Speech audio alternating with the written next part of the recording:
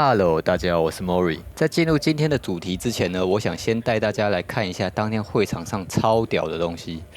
我是万万没有想到，居然能在这场赛道日上看到我这一生的梦想车啊！这居然是一辆 GTR R34 V-Spec 2，而且看到它副驾上居然还放着当天赛道日的贴纸。没想到居然会有车主愿意把车况这么绵的 R34开下赛道去跑，有参加到这一场赛道日，真的是值回票价了。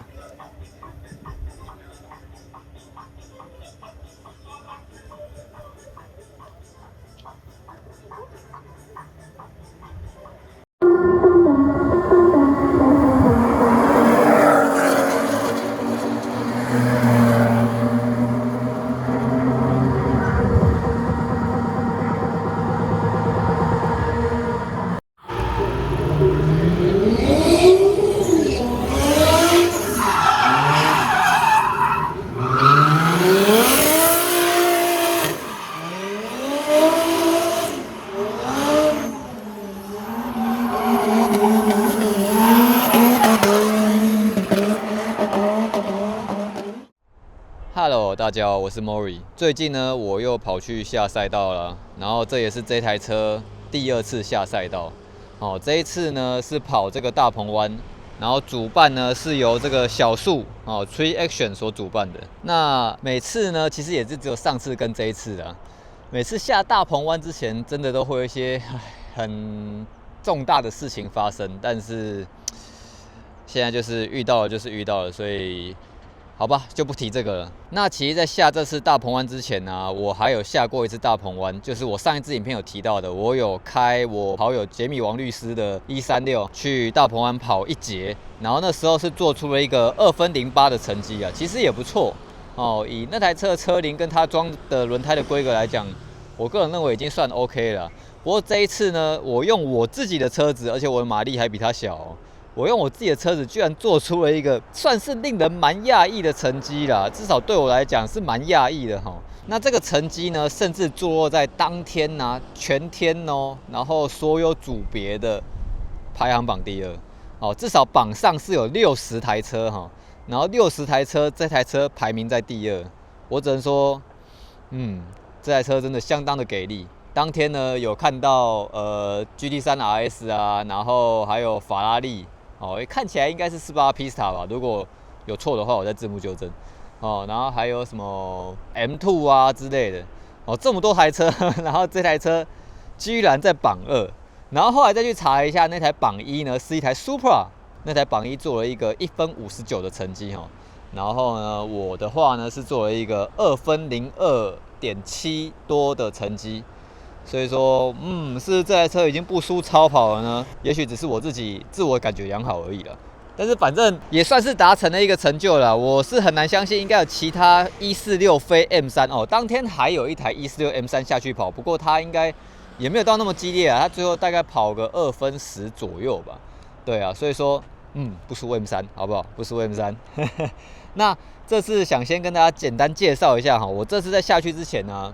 到底准备了一些什么东西其实这次还好啦，因为其实上一次力保结束之后啊，就已经有很多东西坏掉了嘛，然后就去处理这样子。那主要就是呢，这个刹车上次已经提到过，刹车的部分是换了碟盘，然后换了来令。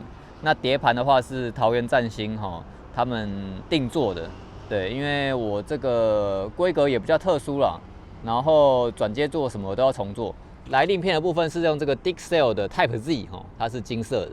刹车油这次是用 Motul 的 RBF660。那这次整个跑下来啊，确实啊，比上一次去跑力保的时候信心实在是增加太多了。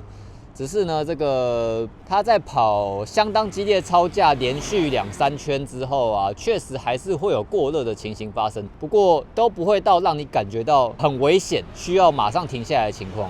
你只需要就是顺的开，让它降温个半圈或是1圈，那你就可以继续跑下一圈这样子。所以说这整套配下来真的是相当的稳定，我是算是对这整个设定啊非常的满意。只是它在磨合的这个阶段呢，非常久我大概是磨了大概快超过1000公里吧，这之中有激烈超价个几次才真的感觉到说它的整个刹车是越来越线性。那这一个来令片也确实啊，比较需要热起来之后啊，才会比较有脚感哦，不然热之前的话，确实还是没有到那么线性啊。所以如果你对平常通勤有需求的话，这款也可以，只是它在平常还没有热起来之前，你都会感觉到说，刹车好像比较空一点。但实际上它整个热起来之后，哇，那个刹车表现，应该是不输那些 PMU 的 HC 加之类的哦。然后 Endless CERG。肯定 CCRG 也没有到这么竞技啊，因为 CCRG 其实它也只是算比 M.72 Plus 再更进阶一点，但是你说 CCRG 有到赛用吗？实际上应该是还没有到了。那如果你真的要下赛道的话，建议来令片、刹车油这2个东西一定要换好。什么碟盘啊、卡钳啊，这个都是其次的哦。你只要确保这2个东西是正常运作的情况下，就是2个东西最重要哦，来令片跟刹车油。这2个东西，你只要搞好了，基本来讲，你的刹车就赢一票改卡钳的人了，真的。好，然后再来的话呢，就是轮胎啦。好，这是升级到这个2454018啊。上一次去力宝的时候是2354018哈。那确实有感觉到说哈，因为像我们这种车啊，动力其实不大嘛，我的车才大概230匹，甚至不到，因为这车也这么老了哦。然后我又是原厂动力的，那我们就只能拼什么？拼刹车，拼弯速。这2个东西影响最大的什么？就是轮胎，好不好？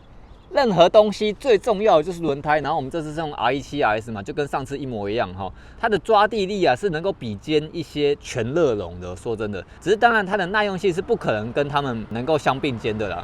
它基本来讲，在前1-2圈的时候可以提供你最大的抓地力，之后呢，你会感觉到一个比较明显的衰退。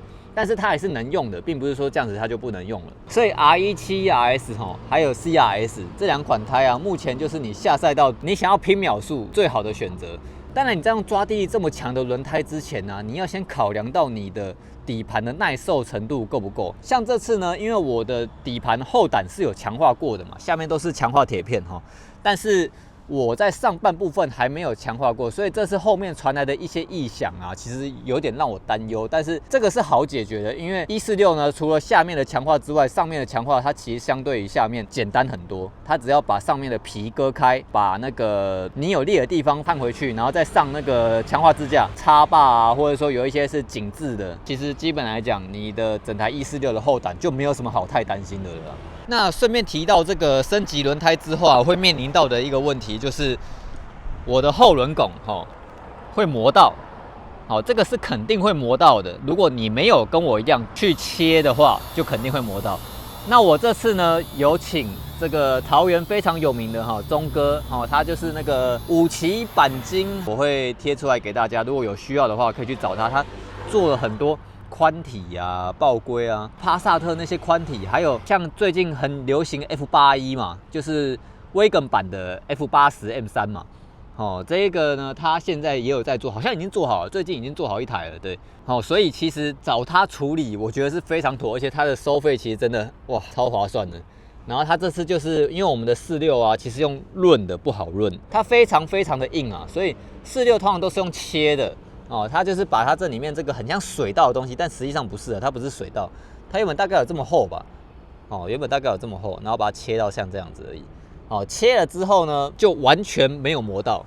右轮我本来就不会磨，我最容易磨的是左轮给大家看一下，左轮这边你们看一下有多切齐，超级切，有没有？怎么看都感觉一定会磨到的东西，结果居然没有磨到。在它切了之后，因为那个时候我235我装235是会磨到的。我问钟哥，他跟我说，你上一个尺寸应该是没有问题的。原本235就已经会磨了，然后他切完之后，连245都不会磨所以这个真的是，你们要知道 R17RS 的245啊，几乎是等于其他一般街胎的265了，几乎等于那大概是其他运动胎，像是 SC7 的255啊，所以你们要知道这多厉害。我后面是 9J1T28因为我有上 Spacer 12 mini 的 Spacer， 所以算下来是 9J1T28，完全没有磨。我真的以为一定会磨我的车行也觉得肯定会磨，结果给钟哥一个大大拇指，好不好？如果有想做宽体啊，有对这种轮拱啊或者什么钣金问题有需要的，就去找它就对了，真的太厉害了哈。再来是这次跑之前啊，我的前避震居然爆掉了哦，左前避震这个漏油，过一些小窟窿都会直接感觉到触底了，就直接嘣超大声的。所以下之前的才前3还4天吧，我马上开到桃园有一家，他专门在做这个避震修复的哈，哇，这一家也是超厉害，他收超便宜，然后他当场2个小时之内，他可以把所有东西卸下来哈，把2只，因为我一次就整理2只避震，2只避震卸下来，然后拆解，然后再组装回去，你们不会想象到底有多便宜，你们直接去问他，哇，这个价格真的是，主要是时间问题，好，他居然能够在这么短的时间内把这整件事情处理好，我真的是。哇，还好，我还挺会做功课的。说实在，我真的蛮佩服我自己的。反正弄完之后，我觉得开起来哇，跟他当初车工这一套新的时候一样，超级舒服，然后又很稳。好，我现在就只差觉得后面，因为后面我就没整理嘛，后面就好的。可能整理的话，整个支撑性会更好。因为我这次下赛道整体的这个感觉就是我的后面的支撑性比较不足，所以说之后可能就整组换掉了啦，应该不会再打算整理了。但是我近期应该都不会再下赛道了，所以这可能就是比较之后的事情啦。对啊，再来就是做角度的部分啊，因为这次呢，我这个角度啊，其实跟上一次都没有变啊。我有去底盘店去那个量了一下角度，然后发觉其实都没有跑掉。啊，这台车本来就有一个问题，就是它前面的那个鱼眼上座啊，就是车工的这一套鱼眼上座，它的角度是不够大的。目前都是已经推到最底，两边都是推到最底，然后结果一边是 2.2， 一边是 2.6 度，这个就没办法。然后后面呢是做到这个 2.15 度。哦，其实跟上次下力宝是一模一样的角度，也是因为这个原因，所以我考虑以后还是得把整组避震器换掉，因为它那个鱼眼也应该是否它那个避震器专门的。那我们来看看轮胎哈，就知道我这个角度到底够不够。来，我们先看右前轮哈，可以看到它就是刚好磨在这个三角形的位置，所以说其实是算蛮刚好的啦。但其实感觉 cam 把可以再大一点，因为它这个已经磨到算蛮侧边的哈。反正就是把轮胎用好用满了哈。如果你有用满的话，就是这样子。其实你要做 cam 把哈，你就是看你的轮胎到底磨到哪里，你就大概知道说。那我做这个 cam 把我到底有没有浪费？除非你今天是走这个 stance 啊，是走这种外观姿态派的哈，你就不太需要考虑这个，你就是好看就对了。而我的话呢，就是我们要让抓地力最大化嘛，你就要考虑你的 cam 把、你的透啊。哦，这一次的话就都几乎没有动啊，然后透是有一点点偏toe out的状态哈，相对的方向盘就会比较扯，可是你在转弯的时候灵敏度就会比较高一点。哦，所以这前面是这个样子，那我们看一下后面。来看到后面哦，其实也是哈。后面的角度可以说更不足啊，因为你们看这个已经磨到三角形的一半了，所以实际上可以再做大一点。那我现在只做 2.15 度可能就不太够，可能要做到像 2.3 度，甚至就直接做 2.5 度，其实应该也是 OK 啦，对啊。因为我们的这一种车啊，它的后多连杆，它在过弯的时候其实是会扭曲的嘛，它并不是永远都是保持在那个状态，通常外面也都是很容易用到的。那这个后轮的话，也几乎都是完全吃好吃满哈。到时候看要不要再把它稍微做大一点，然后我也比较不用担心到底会不会磨到。不过这次下完赛道都完全没磨到，应该是不太可能会磨到了啦。对啊，那也有可能保持这个角度啊，因为不是每天都在下赛道，这样子也比较不会磨耗轮胎，哦，让轮胎可以用久一点。不然我都是用这个轮胎在通勤的，所以真的是蛮伤的啊，对荷包很伤啊。然后看一下这边哦，一样的状况有没有？磨到一半了，然后这里也是，其实线是在这里，哦，应该可以看得到，都磨到一半了。对啊，所以其实后面的角度是有点不太够。那这个左前轮的部分呢，其实也就可以看到，相比右前轮啊，左前轮是磨到更多的，哦，磨得更外面，那就代表说这个角度更不够哦。那应该就是这一颗是 2.2， 那一颗是 2.6 啦，应该是这个样子。所以到时候要解决，就真的只能把避震换掉哈，这几乎没有什么其他解决方法。对啊，那大致上就是这个样子了。然后里面的部分呢，对，最大一个重点啊，我们终于换上了赛车椅啊，这不算赛车椅啊，这只算是运动椅，好不好？没有到同椅的话，应该都基本来讲不能叫它是赛车椅。这个椅子对我来说啊，其实还不够包，这个是 Recaro 的 SR7 哈。不过还是比原厂那个 M3 的那个好多了啦，而且它最大的优点是我有快晴。超棒！我要载人的话，后面空间还是很大，基本来讲就是一般的3系嘛。然后你是一台家用车，然后又可以跑出这么快的成绩。你说真的，我要换车，我真的不知道我要换什么车。对啊，然后这一次终于换上了这一根超大超粗的一只。因为这一只它，你看它有做纹路，有没有？这个纹路防滑，所以其实你不用戴那种橡胶的手套啊，你只要戴布手套，其实就已经很好用了，或是甚至你是空手哦，也是非常好用的。然后它更高，就可以让你更省力。要不然原本那只短短的那一只啊，哇，那这真的要用很大的力量才能去入档，尤其是倒档哦。这个倒档，现在这一只我一只手就可以直接倒进去，有没有？然后那一只的话，我要2只手才有办法。所以说，有没有？这也是这次其中一个比较大的改变啊。那其他的话就是只剩下这个吧，哦，这个安全气囊啊，这个不是什么大重点，但是就是这个是 B&W 原厂的安全气囊，好不好？我去回总代理换了，毕竟我在那边工作过一阵子嘛，然后他们让我换，虽然我是美规外汇，但他们还是帮我安排了哦，从德国寄过来的全新的安全气囊，但是他们没有装好，他们来的时候呢是装歪一边的哦，这一边是非常凸出来，然后翘歪一边的哈。最后呢，还是得靠我龙潭玉昌大哥魏董，然后把它修正好哦。现在看起来就非常漂亮，有没有？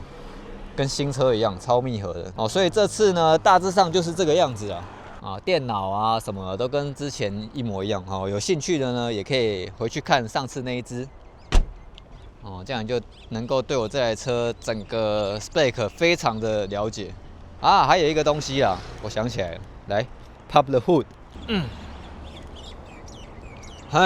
就是这个 ，OK， 我变成了原厂进气，连滤芯都是原厂，好不好？原本的那个 Group M 的进气啊，我卖人了哦，卖给一个南部的好朋友哦，他是开很帅的46 Wagon。那为什么要卖呢？是因为大家应该知道。我这台车是有 po 在 FB 上面卖的啦，但是我开的是天价，所以也没那么好卖啊。他看到我的文章，然后看到我那组 Group N 的进气，他很有兴趣他就问我要不要卖，然后开个价，然后就卖给他了。然后我就换回了原厂的。然后我觉得原厂有原厂的好，Group N 有 Group N 的好。Group N 的话，它的整个外观啊，然后进气声啊什么的，在于声光效果上面是真的比较好。那原厂的好在哪里呢？原厂的好在于它的进气温度可以比较低一点相对的它的进气量可能就没有那么多。不过我们的车都是原厂动力的状况下呢，其实影响是不会太大的。那加上我这次又请我桃园的车厂生出了这个东东又多生了一个这个。我这台车原本就有但是我之前拆掉了，然后现在又把它装回来而已这样子的话，在进气方面多少有一点心理作用的效果这个有一点冲压进气的效果吧，可以这样讲。所以说这次大概就是这样子，这里面啥也没动，然后那个SAP 拔掉而已，2次进气泵拔掉，基本来讲就这样，对啊。好啦，那以上就是我这次赛前的一些准备，跟我赛后的一个检讨啦。那这次能做出02这样的一个成绩，也算是蛮跌破我自己的眼镜了。毕竟在整个赛道日之中，这么多大马力跟这么新的车子，也不见得会有像这台车一样的表现了。所以我只能说，46就算放到现今来讲呢，依然是一台，也不能说它完美无缺，但可以说是远远超出它应有表现的一台车你花一台不到国产车1/4的价钱可以得到这个性能表现，然后可以得到它的整个操控。虽然说在舒适方面可能不会比现在的车来的更舒适但是我觉得对我来讲是很够了电子配备干嘛的，你再多装个萤幕干嘛的，其实也是差不多啦。你也没有什么好需要担心，只是它没有盲点侦测，没有跟车，这些东西如果你会开车的话，好了，其实我也蛮想要那些东西，因为我有时候开车真的是边睡边开的，这个大家自己注意安全，比酒驾还恐怖。反正就是我真的对46很满意我真的觉得，虽然这次发生了一些大事情，在我下赛道之前发生一些大事，但是我觉得该过去还是得让它过去。然后跑这个算是让我逃避一下啦，然后我也觉得让我回来之后有一些开心的结果，也算是一个圆满落幕了。对啊。那能够做出这个成绩，当然还要感谢我的好朋友们，他们帮我吊胎，我甚至我自己是连轮子都拿不动的我一个轮子我可能都要靠着脚，然后把自己弄得脏兮兮的我才拿得动。所以说来惭愧我是完全没有在运动然后瘦得跟排骨堆一样。反正就还是很感谢大家。好，那废话不多说哈，我们接下来就看我在赛道上实际跑的一个情形吧。然后啊，如果对这台车有兴趣的人呢，也欢迎到 FB 或 IG 直接私讯我也没关系，因为确实我还是有打算要出售啦，只是我开的是天价，所以说我也不期待它能够很快的卖出，只要它没有卖出，我其实就会继续开下去。好了，那就先这样咯。好，那这次第一节呢，并没有什么太多的意外啊，只是确实明显的感觉到 R17 RS 在全新的时候的抓地力真的是强得不得了。不过由于还在熟悉赛道，加上也不知道这台车在这个赛道的表现是怎么样，所以在跑的时候才发觉后避震的支撑性真的是非常严重不足。那在跑完这节之后，我确实也做了一个调整，将后避震从原本的15格上升到第18格。那在第一节，其实我就已经做出了04小的一个成绩哈，这也是我这整天以来第2快的一节。跑完这一节的时候，我还以为会跟上一次力保一样，可能这一节就是今天最快的一节了。结果没想到还好，最后一节还有惊喜。总之这一节也算是安安稳稳的下了桩。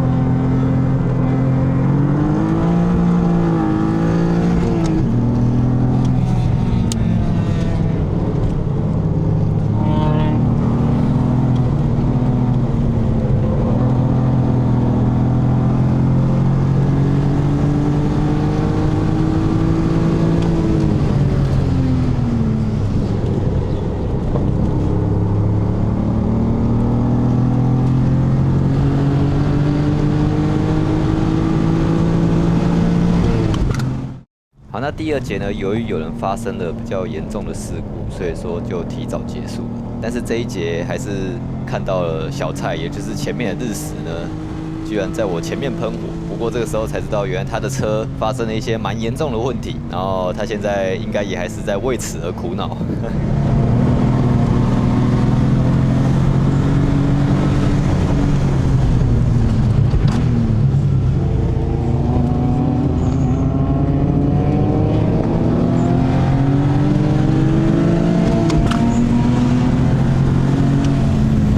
除此之外，也看到陈哥在我前面，他也是喷了很大的蓝烟。不过这个对他的车来说，好像算是相当的正常，所以倒是不用太担心。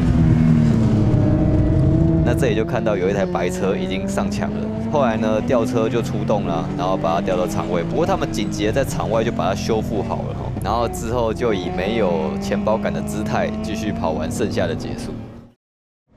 好，那第3节由于小蔡他的车需要紧急处置一下，那时候还以为可能是火星塞之类的有问题啊，所以说他们就派人呢去附近买了火星塞，然后这一节他就先上我的车来一起体验一下。那这一节呢，并没有发生什么太意外的事情。那在做冲刺圈的那一圈，由于也有车子阻挡，所以成绩还是一样卡在04中左右。不过考量到又多加了一个人，所以说这感觉也是一个挺合理的成绩。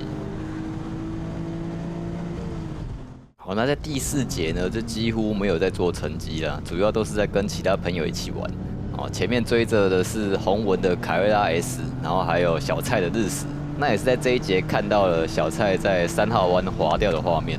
那由于它的避震其实设定的好像也不太对哈，它这次新买的避震好像磅数还不足以应付它的车重。那日食本身又非常的头重脚轻，然后再加上 Turbo Lake 的情况下，其实让那台车并没有想象中那么好控制。可以看到 B&W 这个前后50:50的配重呢，在这种时候就发挥了非常强的作用，再加上自然进气的线性，让146在这个赛道可以说是从从容容、游刃有余。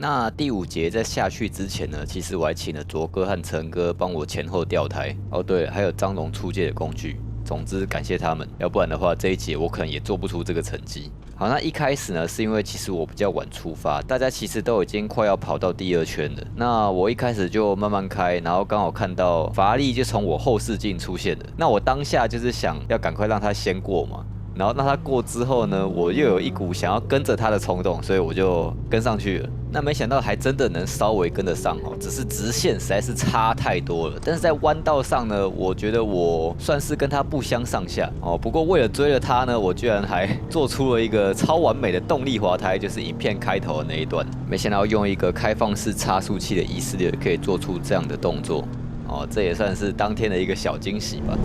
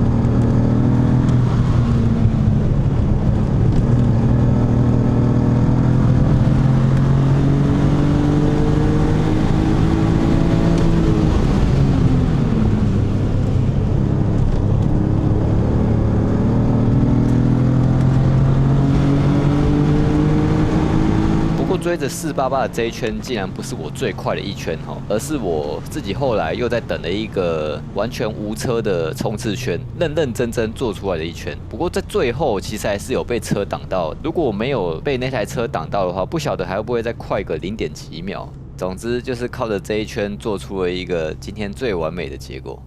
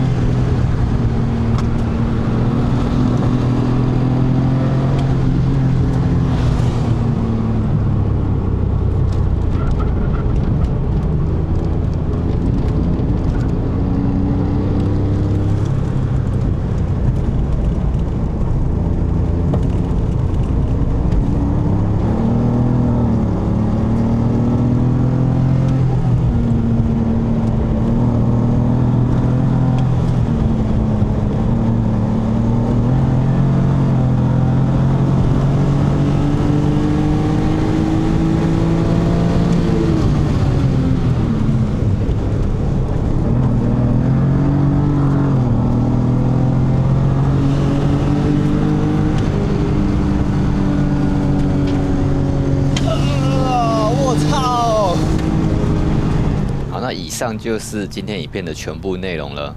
那有什么问题的话，都欢迎在下面留言给我。喜欢的话，还请帮我按赞、订阅、加分享。我是 Mori， 我们下个旅程再见，拜拜。